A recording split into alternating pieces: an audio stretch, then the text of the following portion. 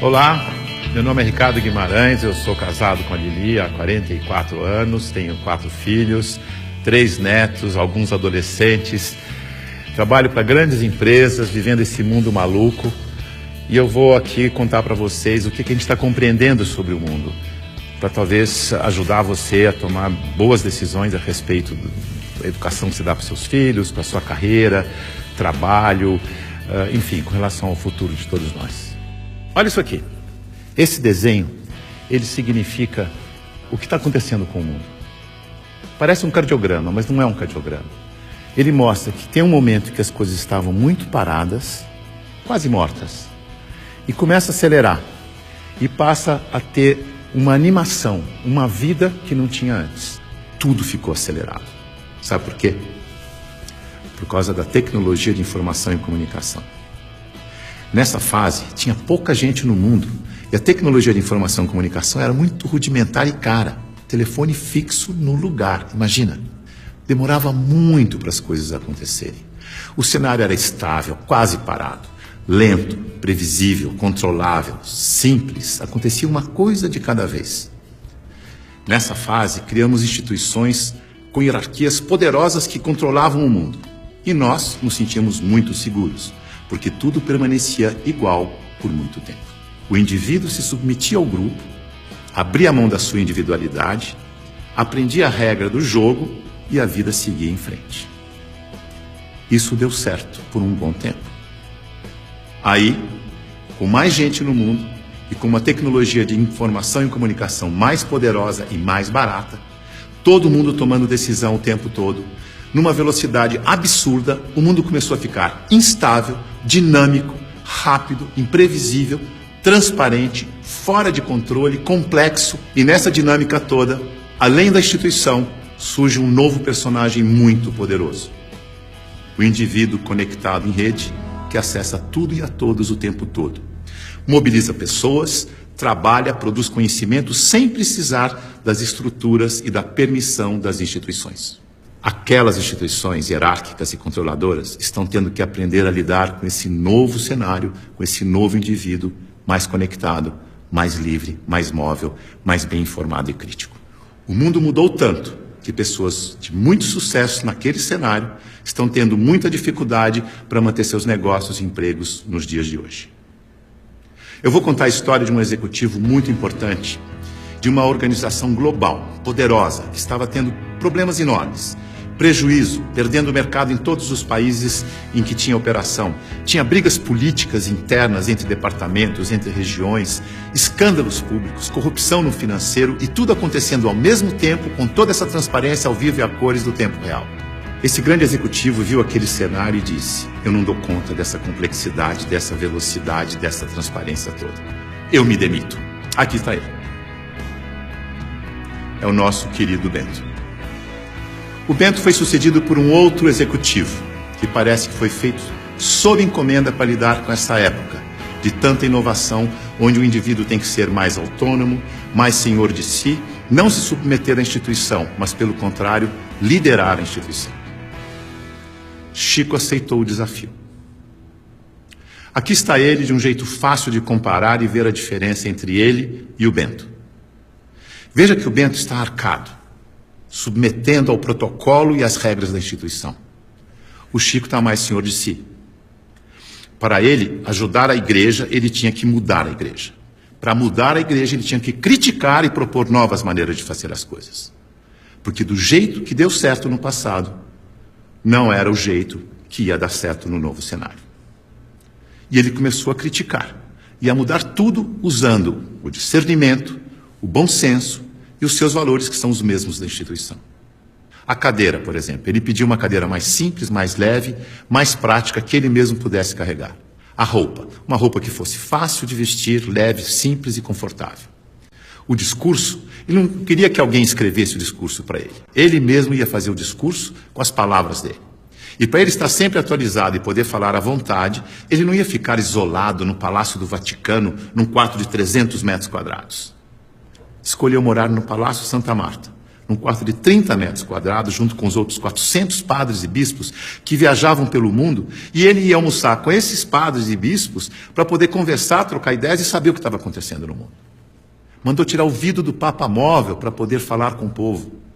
Mudou a política de investimentos do Vaticano para ficar de acordo com as crenças da Igreja. Isto é, investir em empresas que prezam os valores cristãos, porque se a política de investimento não estiver de acordo com as crenças da Igreja, como é que ele ia ter credibilidade quando ele fosse vender a fé da sua Igreja? Veja que ele está colocando em prática o seu discernimento para mudar tudo na instituição, da cadeira aos investimentos. Ele busca simplicidade, praticidade, economia, agilidade, leveza e consistência. O Chico é um bom exemplo de sucesso neste novo cenário. A mudança é tão grande que os historiadores dizem que está terminando a sociedade industrial e está começando a sociedade do conhecimento, a sociedade em rede, a sociedade do indivíduo conectado em rede. É uma época de transição e nós estamos aqui, exatamente no meio dessa transição. Veja o que está acontecendo.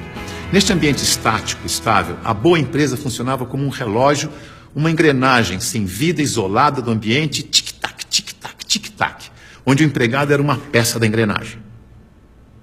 O futuro era igual ao passado.